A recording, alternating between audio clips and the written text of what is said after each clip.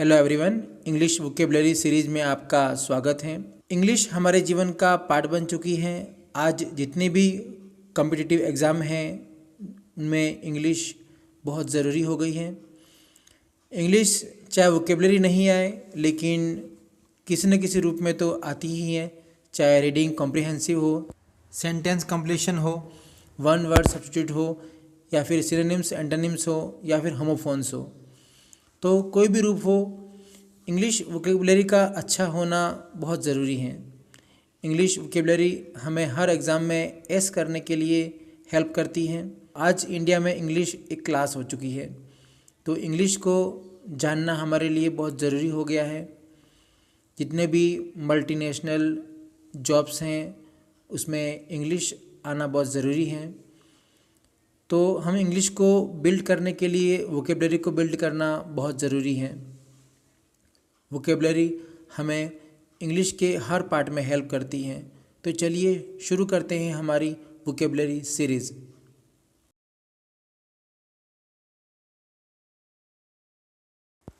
We have first word mammoth. Mammoth क्या होता है? एक्सट्रीमली बिग, वेरी लार्ज, बहुत ही बड़ा, जिसे कहते हैं हम विशाल। ये जो पिक्चर देख रहे हैं आप, हाथी जैसा क्रिएचर हैं, वो मेमथ हैं। अब ये लुप्त हो चुके हैं। पहले इस पृथ्वी पर हुआ करते थे, बड़े बड़े दांत होते थे इसके, है ना। तो ये बहुत ही विशाल क्रिएचर था, तो उसके नाम पे अब ये हमारा हो गया एडजेक्टिव, मेमथ, विशाल। इसके सिनोनिम्स हैं huge, colossal, enormous, vast, gigantic, immense. Immense कहते हैं जिसकी कोई सीमा नहीं हो, है ना, बहुत ही विशाल। कोलोसल, बहुत ही बड़ा, भव्य, ह्यूज, इनॉर्मस, वास्ट, जाइजेंटिक, ये सारे विशाल वाले ही शब्द हैं, बहुत बड़ा, ह्यूज। इनके एंटोनिम्स देख लेते हैं हम। Small, tiny, miniature, little, wee, minute. तो ये सब स्मॉल वाले वर्ड हैं, छोटे, है ना। स्मॉल छोटा होता है, टाइनी बहुत छोटा होता है, मिनिएचर एकदम छोटा होता है, लिटिल, वी, मिनट, ये सब इसका मतलब होता है बहुत ही छोटा। और हमारा मेमथ जो है उसका मतलब है एक्सट्रीमली बिग, वेरी लार्ज। तो इसके एंटोनिम्स हो गए और सिनोनिम्स हो गए। आगे बढ़ते हैं हमारे नेक्स्ट वर्ड की तरफ। Next word we have ominous. Ominous का मतलब होता है खतरे वाला, अशुभ या अमंगल सूचक या संकेत। Suggesting that something bad is going to happen. कुछ बुरा होने वाला ऐसे संकेत मिलते हो तो उसको ओमिनस कहते हैं, खतरा। इसके सिनोनिम्स हैं sinister, threatening, bleak, dark, unfortunate, inauspicious. Inauspicious कहते हैं अशुभ को। अनफॉर्चुनेट होता है जो आपके भाग्य में नहीं हो, जिसे कहते हैं अभाग्य, है ना। डार्क अंधेरा होता है, सिनिस्टर शैतान होता है, थ्रेटनिंग होता है डराने वाला, और ब्लिक भी खतरा होता है। तो ये सारे हो गए हमारे सिनोनिम्स। एंटोनिम्स हैं फेवरेबल, जो आपके फेवर में हो तो वो अच्छा ही होगा, बुरा तो होगा नहीं। ब्राइट, ब्राइट हमेशा होता है अच्छाई का सूचक।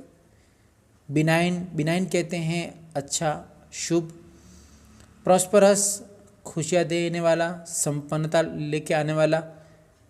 अनथ्रेटनिंग, जिससे खतरा नहीं हो। और होपफुल, आशा, जो आशा हम अच्छी करते हैं, बुरी तो करते नहीं हैं।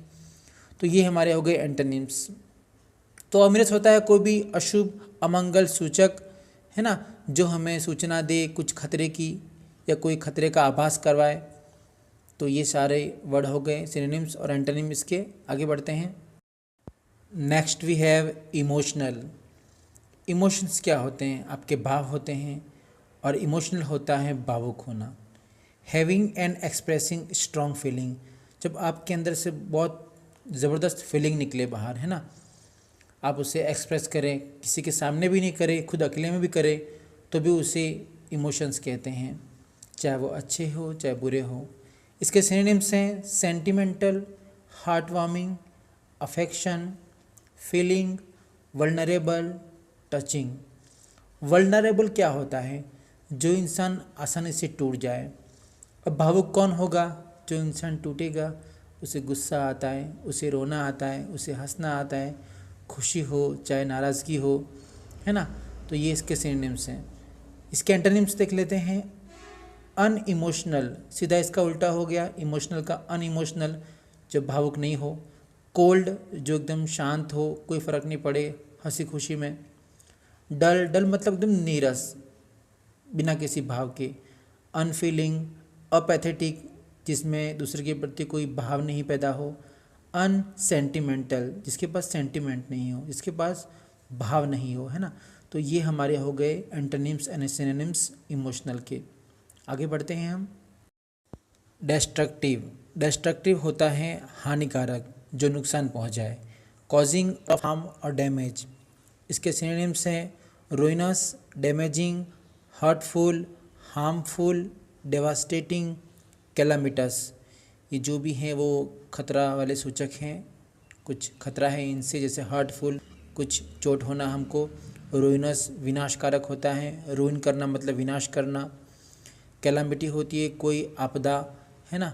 डेवास्टेटिंग होता है बहुत ही खतरनाक, और डैमेजिंग होता है जब नुकसान पहुंचता है। तो ये सब डेस्ट्रक्टिव के सिनोनिम्स हैं। अब इसके एंटोनिम्स देख लेते हैं। क्रिएटिव, कुछ निर्माण करना। प्रिजर्वेटिंग, कुछ संभाल के रखना। बेनिफिशियल, फ़ायदा पहुंचाने वाला। कंस्ट्रक्टिव, वापस निर्माण करना। नॉन वायलेंट, जो हिंसा नहीं करे, अहिंसात्मक। प्रोटेक्टिव, सुरक्षात्मक। तो ये हो गए सारे एंटोनिम्स हमारे डेस्ट्रक्टिव, हानिकारक के। आगे बढ़ते हैं। ड्रास्टिक, ड्रास्टिक होता है उग्र, भीषण, कोई बड़ा परिवर्तन। जैसे किसी व्यक्ति, किसी जगह या प्रकृति में कोई ड्रास्टिक चेंज आए, कोई बड़ा परिवर्तन आए, तब यूज़ करते हैं इसे। ड्रास्टिक का मतलब होता है भीषण, उग्र, कोई बड़ा परिवर्तन। Extreme and sudden strong effect, कोई बहुत ज़्यादा और बहुत बड़ा स्ट्रॉन्ग इफेक्ट हो, सडन, है ना, प्रकृति में या किसी व्यक्ति में, कहीं भी। इसके सिनोनिम्स हैं extreme, serious, immoderate, strong, severe, harsh, excessively. Extreme का मतलब होता है बहुत ज़्यादा, सीरियस बहुत गंभीर होता है, इमोडरेट जो बहुत ज़्यादा है, मॉडरेट नहीं है, माइल्ड नहीं है, स्ट्रॉन्ग बहुत ही ज़्यादा ताकतवर, सीवियर बहुत ही ज़बरदस्त, हार्श बहुत ही गंभीर विषय, एक्सेसिवली होता है बहुत ज़्यादा विशाल रूप में। इसके एंटोनिम्स हैं माइल्ड, बहुत ही नाजुक, छोटा।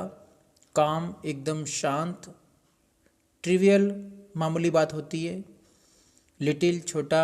लाइट, हल्का होता है। नेग्लिजिबल, जो हम नोटिस नहीं करें, है ना। तो ड्रास्टिक का अपोजिट हो गया ये। तो ये सारे एंटोनिम्स हो गए।